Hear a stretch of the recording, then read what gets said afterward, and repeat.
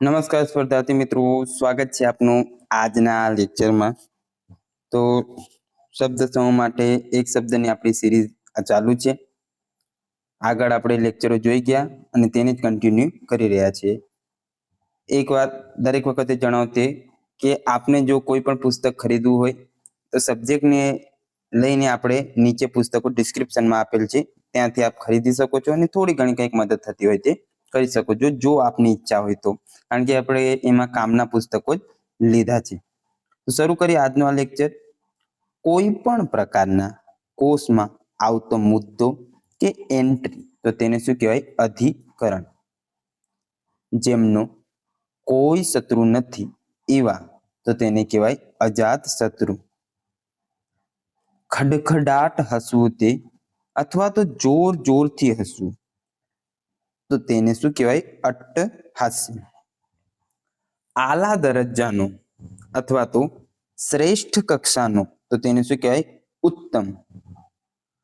અંગ વિક્ષેપ અથવા ભાવને વ્યક્ત કરવા શરીરના અવયવોની ચેષ્ટા, તો તેને કહેવાય અંગભંગિમા। મળદાની જેમ, તો તેને શું કહેવાય? સભવત। ચિતરી ચડે તેવું અથવા તો બિહામણું, તો તેને શું કહેવાય? બીભત્સ। આંખનો પલકારો માર્યા વિના, તો તેને શું કહેવાય? નિષ્પલક। શૂન્યની પેઠે હસ્તી વગર, તો તેને શું કહેવાય? શૂન્યવત। ચીલ સમડી પેટે ઝટ ઝડપવું તે, તો તેને શું કહેવાય? ચીલ ઝડપે। આગળ, કેસરી રંગના એક જાતના ફૂલ અથવા તો ખાખરાના ફૂલ, તેને શું કહેવાય? કેસુડા। બગલા જેવા દેખાતા એક પક્ષી યુગલનું વધ અથવા રામાયણનો એક સુપ્રસિદ્ધ પ્રસંગ, તો તેને શું કહેવાય? કોંચવધ। આમલીના ફળ, તો તેને શું કહેવાય? કાતરા। વડના ફળ, તો તેને શું કહેવાય? ટેટા।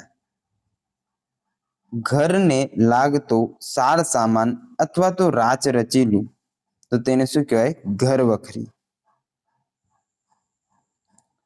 સરખી ઉંમરનું અથવા તો સમવડિયું, તો તેને શું કહેવાય? સમવયસ્ક। પાણી કે ખોરાકનું શ્વાસ નળીમાં પેસી જવું તે, તો તેને શું કહેવાય? અંતરસ। સામે ન થાય અથવા ન માને એવું, તો તેને શું કહેવાય? ઉચ્છૃંખલ। ભાઈ બહેન વગેરે સ્વજન, તો તેને શું કહેવાય? ભાંડરડા। ફાનસનો ગોળો, તો તેને શું કહેવાય? ફોટો।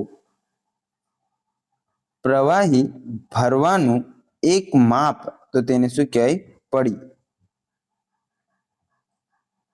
એક શેરનો ચોથો ભાગ, તો તેને શું કહેવાય? પાસેર। એક આખો અને અડધો પાસેર, તો તેને શું કહેવાય? દોઢ પાસેર। મનની વૃત્તિ અથવા તો મનનું વલણ, તો તેને શું કહેવાય? મનોવૃત્તિ। ધર્મની સમજ, ધર્મ દ્રષ્ટિ અથવા ધર્માધર્મની વિવેક શક્તિ, તો તેને શું કહેવાય? ધર્મ બુદ્ધિ। આભારના ભાવવાળું, તો તેને શું કહેવાય? આભારવશ। સવારનો નાસ્તો કરવો, તો તેને શું કહેવાય? શિરામણ। દાણામાં સડો કરનારા એક પ્રકારના જીવડા, તો તેને શું કહેવાય? ઘનેડા। પીળા રંગનું એક રત્ન, તો તેને કહેવાય? પુખરાજ। કાનનો જાણકાર, તો તેને શું કહેવાય? કર્ણવિદ। ત્યારબાદ આગળ જોઈએ, એક જાતની જાડી પોચી પૂરી, તો તેને શું કહેવાય? દહીંથરા। કઢેલું અથવા ખૂબ ઉકાળેલું, તો તેને કહેવાય? કઢિયલ। 27 નક્ષત્રોમાંનું 13મું નક્ષત્ર, તો તેને કહેવાય? હાથીઓ। કાલીય શ્રી કૃષ્ણે નાથેલો કાળી નાગ, તો તેને શું કહેવાય? કાઢી નાખ. ગાયો રૂપી ધન તો તેને કહેવાય ગૌધન. કેળવાયા વિનાનું તો તેને કહેવાય અણઘડ. કસોટી કરવી તો તેને શું કહેવાય? તાવવું. ખડ જેમ વગર ખેડે ઉગતું ધાન, ખેડ્યા કે વાવ્યા વિના થતું, એટલે કે સામા મણકી વગેરે ધાન, એટલે કે હલકી જાતનું અન્ન તો તેને શું કહેવાય? ખડધાન. જમતા પહેલા કૂતરા, કાગડા, ગાયને માટે જુદું કાઢેલું અન્ન તો તેને કહેવાય ગૌગ્રાસ. બ્રાહ્મણને જમાડવા તે તો તેને કહેવાય બ્રહ્મભોજન. અન્ન પૂરનારી અથવા પૂરું પાડનારી દેવી તો તેને કહેવાય અન્નપૂર્ણા. જેમાંથી વસ્તુ ખૂટે જ નહીં એવું વાસણ તો તેને કહેવાય અક્ષય પાત્ર. ખાધા વગર પાછું ગયેલું અથવા તો નિરાશ થઈ પાછું ગયેલું તો તેને કહેવાય નિર્મુખ. કુબેરના નવ ભંડાર તો તેને કહેવાય નવનીત. મનથી ઈચ્છેલું તો તેને કહેવાય મનવાંછિત. પૃથ્વી પર જન્મ લીધાનું ફળ તેને કહેવાય ફેરાનું ફળ. તે જ વખતે અથવા તો તરત જ તો તેને કહેવાય તત્ખેવ. જીવ વિનાનું સ્થૂળ, લાગણી, બુદ્ધિ કે સ્ફૂર્તિ વિનાનું તો તેને કહેવાય જડ. જેમાંથી ચોખા નીકળે છે તે તો તેને કહેવાય સાળ.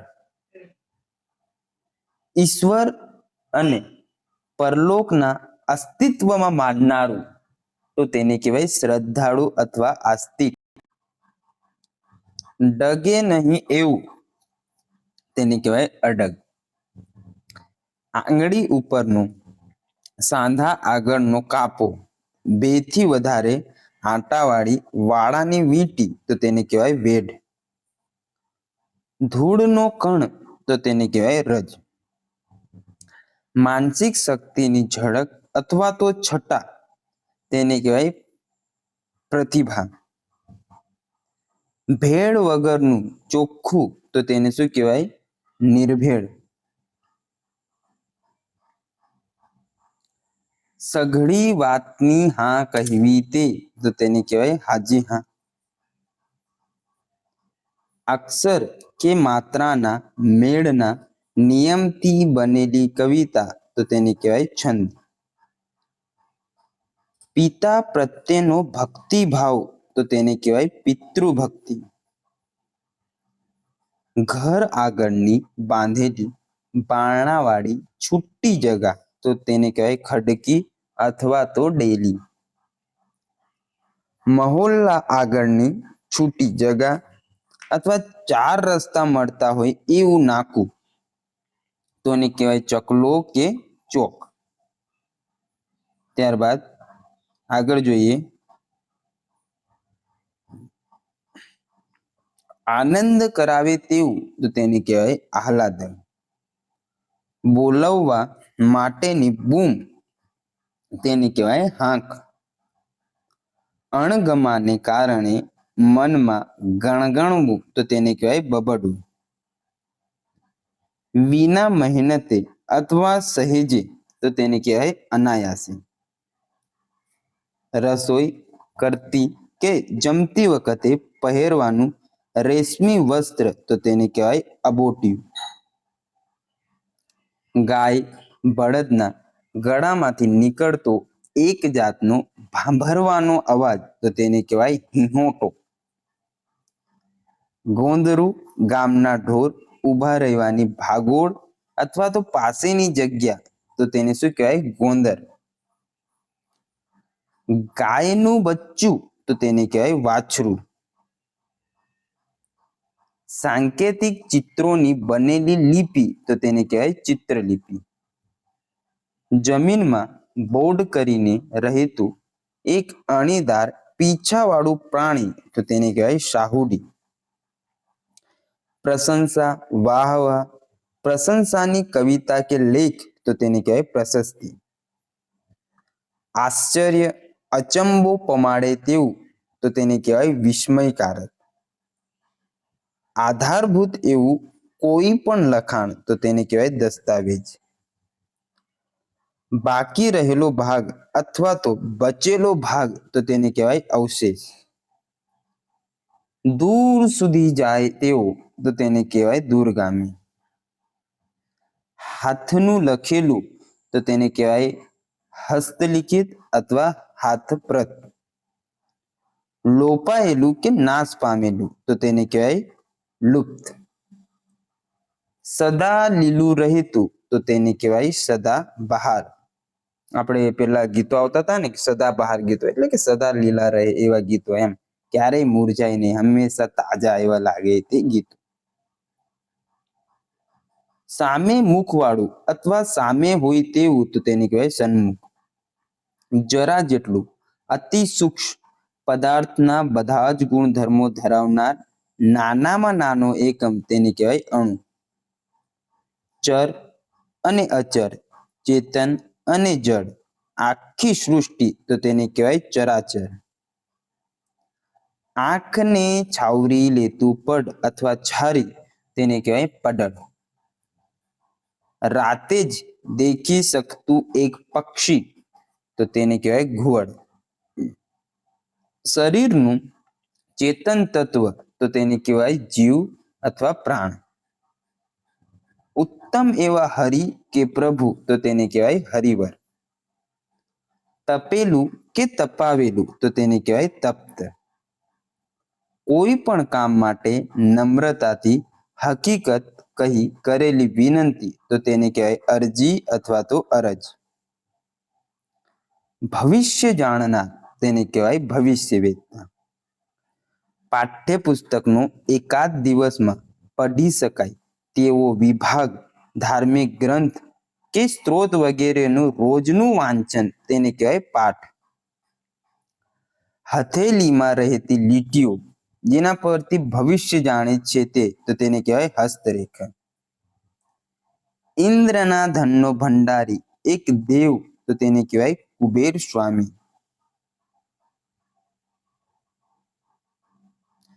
ચક્રના આકારના ચિહ્ન, સુદર્શન ચક્ર આદિના નિશાન તેને કહેવાય ચક્ર ચિહ્ન.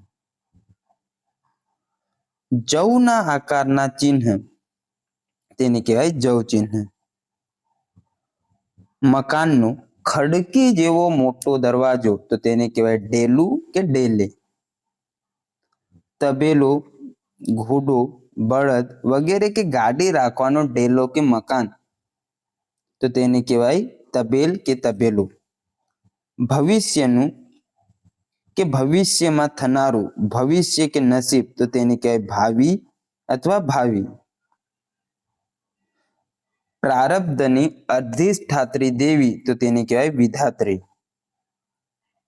ત્યારબાદ પૂર્વ તરફના મોંનું તો તેને કહેવાય પૂર્વાભિમુખ.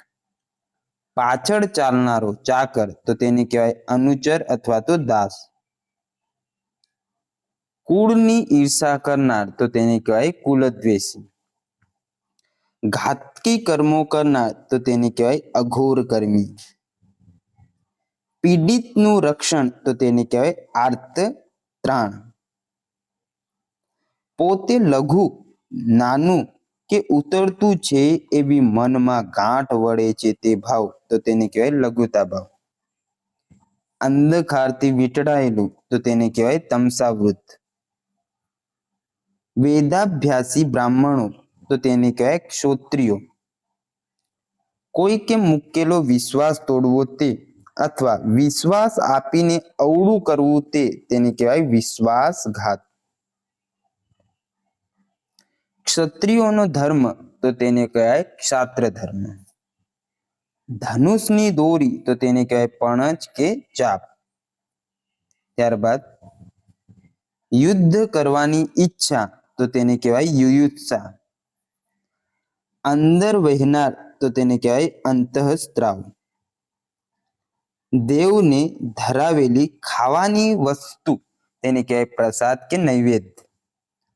અમુક આકારનું લોખંડનું ગચિયું જેના ઉપર સોની, લુહાર વગેરે ઘડે છે તે તો તેને કહેવાય એરણ.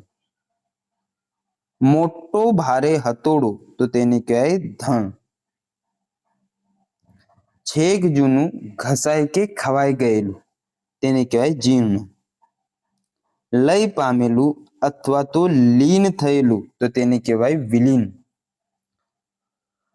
કલ્પના ન કરી શકાય તેવું તો તેને કહેવાય અકલ્પ્ય. વણાટ વખતે તાણેલા લાંબા ઊભા તાર તાણા અને આડા તાર વાણા તો તેને કહેવાય તાણા વાણા. અવાજ વગરનું તો તેને કહેવાય નીરવ કે શાંત. અનુરાગ કે સ્પૃહા વિનાનું તેને કહેવાય વિરક્ત. મહાન, મોટો, અનલ કે અગ્નિ તેને કહેવાય મહાનલ કે પરમાત્મા. એક જાતનો પથ્થર તેની સાથે લોખંડ અફાળવાથી અગ્નિ ઝરે છે તે તેને કહેવાય ચકમક. એક જ જે ચિનગારી આવે ને ચકમક લોઢું ઘસતા ઘસતા ફૂટી જિંદગી સારી, વિશ્વાનલ હું અધિક ન માંગુ, એ એક કવિતા આવતી હતી તેમાંનો આ શબ્દ છે. બંદૂક કે તોપના દારૂને સળગાવવા માટેની કાકડી કે પલીતું તો તેને કહેવાય જામગરીમાં. કોલસા બાળવાનું એક સાધન અથવા ચૂલાનું કામ દેતી એક બનાવટ તો તેને કહેવાય સગડી. ત્યારબાદ અગ્નિરૂપી પરમાત્મા તેને કહેવાય વિશ્વાનલ. આગળ જોઈએ. આવી ચડેલું અથવા વગર નોતરે આવેલું નવું કે આવનારું તો તેને કહેવાય આગંતુક. સહેલાઈથી મળે એવું તેને કહેવાય સુલભ. સાધવું તે સાધવા કે સિદ્ધ કરવા આવશ્યક પ્રયત્ન કે ક્રિયા કરવા તે તો તેને કહેવાય સાધના. પીપળાના છેક ઉપરના ભાગે તો તેને કહેવાય અશ્વત્થ ટોચે. સોના જેવા પીળા રંગના પ્રકાશે તેને કહેવાય સ્વર્ણ તેજ. અતિ સુંદરતા તો તેને કહેવાય સુષ્મા અથવા તો સૌંદર્ય. ઘણા સમયનું જૂનું થઈ ગયેલું તો તેને કહેવાય કાળ જૂનું. વીતી ગયેલું અથવા પસાર થઈ ગયેલું તો તેને કહેવાય વ્યતીત. આગળની વસ્તુ સાથેનું જોડાણ કે તેમ આવતી વસ્તુ તેને કહેવાય અનુસંધાન. ગાયો ચરીને સાંજે પાછી ફરતી હોય તે સમય સમી સાંજનો સમય તો તેને કહેવાય ગોધૂલી વેળા. હાલલી દૂધ, દહીં વગેરે ભરવાની તો તેને કહેવાય ધોણી. આત્માનો આનંદ તેને કહેવાય આત્માનંદ. જાડો કમળો તો તેને શું કહેવામાં આવે છે? ધૂસો. જાડા કમળાને શું કહેવાય? ધૂસો. મલય પર્વતમાંથી આવતા શીતળ ને સુગંધીધાર પવન તો તેને કહેવાય મલયાનિલ. ત્યારબાદ જગા કે પ્રદેશના માપસર આલેખ તેને કહેવાય નકશા. મોર, ફૂલની કળીઓનું ઝુમકું કે ડાળખી તો તેને શું કહેવાય? મંજરી કે પૂંપળ. રાતની રેણ તો તેને શું કહેવાય? રાતવાસો. મહેસૂલના સ્વરૂપે ખેડૂત પાસેથી લેવાતું અનાજ તેને કહેવાય ગણોત. સામનો કરી માર્ગ કરવો તો તેને કહેવાય વિદારવું. થાક ખાવો તે વિશ્રાંતિ તેને કહેવાય વિસામ. ઓછા પ્રકાશવાળું તેને કહેવાય ઝાંખું કે નિસ્તેજ. વંશ આધારિત ઓળખ કરનાર જુદી જુદી જાતિઓના વંશનો અભ્યાસી તો તેને શું કહેવાય? નૃવંશ શાસ્ત્રી. ઘડિયાળ સમય જોવા માટે બનાવેલી રચના તો તેને કહેવાય સૂર્ય ઘટિકા. દરિયાઈ જીવનું કોચલું તો તેને કહેવાય છીપ. અનેક બીજનો સમૂહ વાવવા માટેનો બીજ તો તેને કહેવાય બિયાર. તીવ્ર ઝંખના તો તેને કહેવાય લાય. એક પ્રકારનું પહેરવાનું વસ્ત્ર તેને કહેવાય જાકીટ. દહીં દૂધ રાખવાનું માટીનું વાસણ તેને કહેવાય ગોરસી. વહેલી સવારે ગવાતા પદ કે ભજન તેને શું કહેવાય પ્રભાતિયા. પરંપરિત બાધા તો તેને કહેવાય કરવેઠું. જૂનું નાણું 1 રૂપિયાનો 16મો ભાગ આજના 6 પૈસા જેટલા તેને કહેવાય આનો. ખોયણું બળતું લાકડું તો તેને કહેવાય ઉંબાડિયું. અડધું મરેલું તો તેને કહેવાય અધમું. કુરાનના વાક્યો તો તેને શું કહેવાય આયાત. પાંદડે બાંધેલું ફૂલનું પડીકું તેને કહેવાય પાતરી. સુગંધી પદાર્થ નીચોવીને તૈયાર કરેલું તેલ તેને કહેવાય ચૂવા.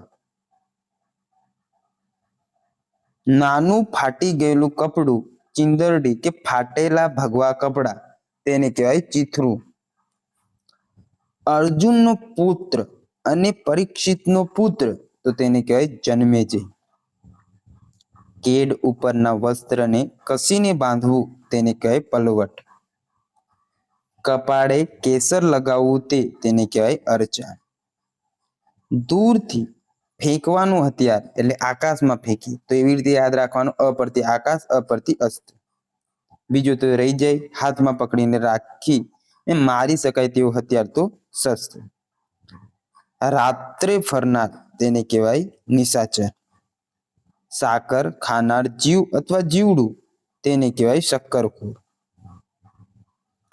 વેદ કાળની એક પ્રસિદ્ધ વેલ જેના પાનનો રસ યજ્ઞના કામમાં આવતા તેને કહેવાય સોમભેલી. કપડાનું સીવી બનાવેલું મનુષ્યાકાર બાવલું તેને કહેવાય ઢીંગલું. પીપળાની જાતનું પવિત્ર વૃક્ષ તેને કહેવાય પારસ પીપળું. નણંદનો પતિ તેને કહેવાય નણદોઈ. નકામો લવારો કરવો તેને કહેવાય બકુ. કુંવારાની ધારાઓ છૂટે એવી સુવિધાવાળું સ્નાનગૃહ તેને કહેવાય ધારાગૃહ. ફુવારા છે કે કુવારા છે. પેટ ભરવું તો તેને કહેવાય ઉદરપોષણ. શાશ્વત સમય સુધી દાંપત્ય સ્નેહ ટકી રહે તેવું લગ્ન તેને કહેવાય નિત્ય લગ્ન. પૃથ્વીનો વિસ્તાર અથવા પૃથ્વીનો ફલક તો તેને કહેવાય અવનિપટ. જેનો સીમા નથી તે આકાશ તો તેને કહેવાય અસી. રંગોનો ભંડાર તેને કહેવાય રંગનિધિ.